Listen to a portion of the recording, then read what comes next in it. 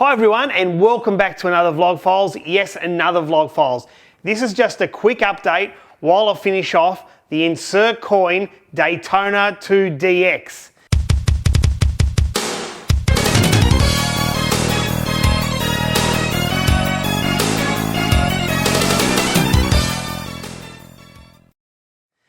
What am I doing at the moment? Well, I'm actually putting the TV up. You would have seen in Vlog Files, I think last one, I was putting up the TV and I'm currently connecting some power, hooking up some 240 volts obviously. This is for the GPO or the power point.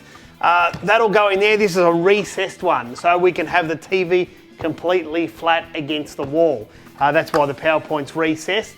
And there'll be a HDMI coming out of there into the TV and going over there. Let's have a look over there.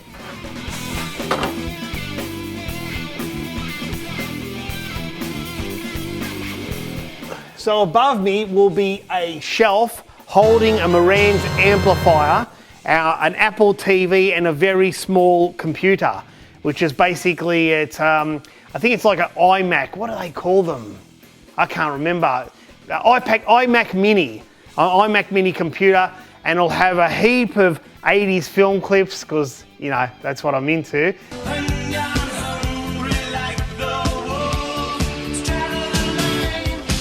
80s songs and all that kind of stuff. And that'll be on the TV, and it'll have speakers in the ceiling in this arcade room, and that's how it's going to be. It's going to be awesome.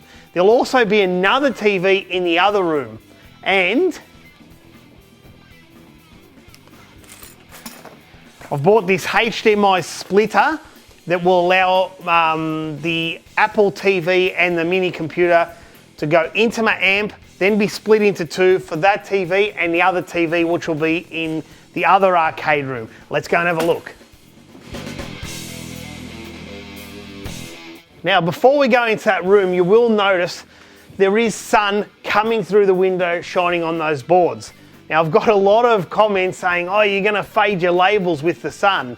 Well, two things about that. One is, yes, there is sun coming in and hitting those labels, but I've got UV protected glass. It's actually double glazed. They're 5mm each, so this part's 5mm, and there's a gap. It's got argon gas, it's called. I think I'm saying that right.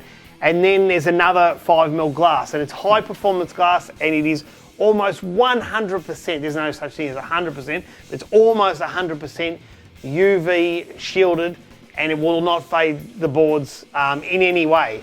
Now, there is another reason these boards won't fade. Within 2 months, there'll be a room here. So remember, this is where the room's going, and there'll be no natural light coming in from this side. And these windows will be moved onto the other, the new games room, onto that wall.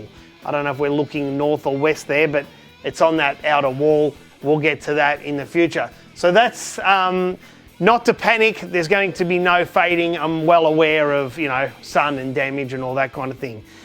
Now we'll move into the arcade room. Now, the other arcade room, that Atari pinball room, not much has changed here. I'm just bringing you in here to show you that the other TV, which is a Pioneer Plasma, will go on that back wall there. It's a 50-inch plasma. I'll be doing that on probably this weekend. That's it. Couple more comments. People said, is that a Back to the Future pinball I see? Probably you couldn't see it. Yes, it was. So to anyone who was asking, that is a Back to the Future pinball. It's currently getting rewired and rebuilt. Everything's currently getting done. So it's not something that's a 5-minute job to do this kind of thing. That's got a problem. It's blowing a fuse at the moment. I'm not even sure why it's blowing a fuse. It was working, but this is the nature of pinballs and maintenance and arcade machines. Just things go wrong. And that's actually a really good nick pinball, and they're quite rare now, Back to the Future pinballs. That's a Nightmare on Elm Street, Back to the Future, Star Wars Data East, Star Wars Sega, so Star Wars Trilogy. There'll be an Episode 1, an Indiana Jones, Star Trek Next Gen, Star Trek Stern, the limited edition, and that is number 36 of 799. That's a cool pin, and Tron, which I did a review on not long ago. So that's cool, and that's that fridge. A couple of people are joking, saying that fridge is not going to last long. I'll be putting an arcade, who knows, I probably will, right? So that's it. There's not a great deal in this room at the moment, apart from just some parts from the other room. Now, this is the biggest comment I got. People like freaking out, saying, how could you get rid of that cinema room? I should have stated, I didn't actually get rid of the cinema room. I didn't just say, well, I don't want a cinema room anymore. I actually moved the cinema room. So it had tiered seating in here, and basically, I don't know, I just pulled all that tier seating apart and rebuilt it in the other room. Let's go and have a look.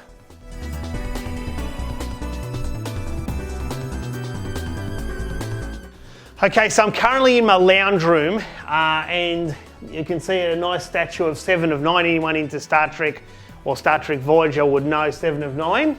Computer, 1 slice of New York cheesecake. So yeah, managed to get that statue off a collectible shop here in Melbourne, about 4 years ago, I think it'd be. I've got a lot of things like that, like Darth Maul, Darth Vader, Jar Jar Binks and Yoda. I like all that stuff. But yeah, the 7 of 9's been in this corner since we've pretty much moved in here, and that's just like in my lounge room area. And the other thing I will notice, I have to put this in, Quantum of Solace poster. I love that poster. I know a lot of people didn't like, the movie was kind of weak. I love the movie personally, but yeah, I just love that shot with that gun, even though he hardly uses it in the film. Anyway, actually he doesn't use it in the film. I realise he's using it only in Casino Royale, but it's still a good shot. And therefore we enter this cinema room. So this is a cinema room. Now it's not finished, so I'll turn the lights on. So it's currently not finished, but I am using it quite a lot. I use it every Saturday night. My family and I watch James Bond. It might sound ridiculous, but we watch James Bond every Saturday night. So this week we're up to Living Daylights. So with Timothy Dalton. Bond, James Bond. So we go through. So the week after we'll be watching License to Kill, and then so forth, GoldenEye, and so forth, until we get to Spectre, and then we pretty much start again.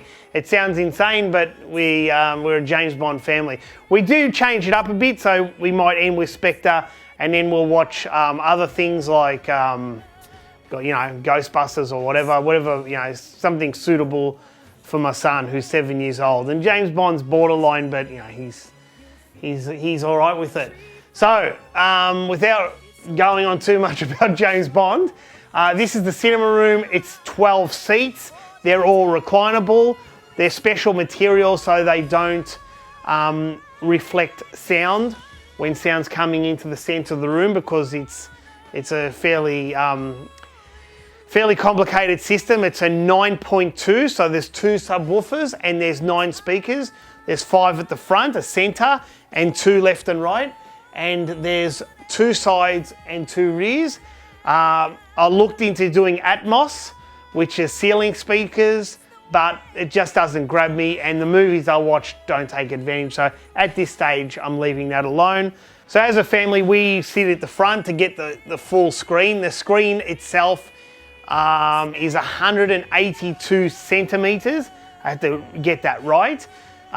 It's a 2.35:1 screen, which is the full aspect ratio of a cinema screen. Of course, you can have widescreen or 4:3. It's all programmed into the projector, so we can adjust it. And as I said, we sit in the front to get the full immersion, and that's it. And then when there's more people here, well, it just fills up. And I did say the seats are reclinable, so you just pull a little tag here, and there you go. And you can kick back and whatever. It feels weird. I hardly use the reclining feature, but there you go. We've just got some screens in the back temporarily at the moment that were from the simulator. They've just been stored here for now, and they'll be going over to that workroom that I showed you the other week. And that's it. So what has to happen to this room to finish it off? It needs full curtains. So there'll be curtains all around the room, burgundy curtains, and possibly black curtains at the front around the screen, just to hide any speakers and to really make it, just feel like a cinema. The cinema room is soundproof. It's got 2 lots of 13mm plaster, and it's got insulation and everything. So it's quite in depth. I could be here all day just talking about it. Everything in the cinema room is THX.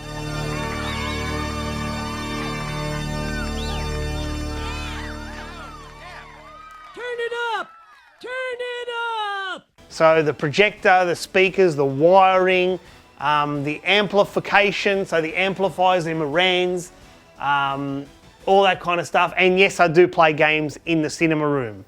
So that's really good. Like before a movie, Luke and I, we'll play something here like Gears of War or Uncharted, and just on that screen it looks amazing. Destiny, all that kind of stuff, especially with the sound, that cinema sound, and you crank it up and it's like you're there. And that is the cinema. I did have the cinema shown on older vlogs, but unfortunately those vlogs had to be removed because I had some copyright music and different things on there that Nintendo did not like. We won't go there.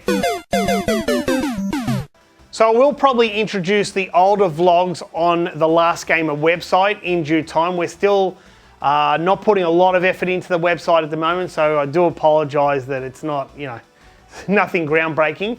But in the future, we will put old vlogs up on the website so you can go and view them and you can see the journey. And I may have old vlog material used in future vlog files later on. So as I'm talking about something, I'll introduce that. Anyway, let's go and take a look outside and see how the building process is going. Okay, it's very sunny out here at the moment, which is a change for Melbourne because considering we're in winter. And as you can see, that's Grant, who's my plumber. He does all sorts of things. And he's currently just backfilling the new septic, the pipes for the septic. And that means within a couple of weeks, I can start to build the new games room. I've just got to take out the rest of this deck and it should be pretty much done. That's the only update I can give you at the moment. Until next time, bye for now.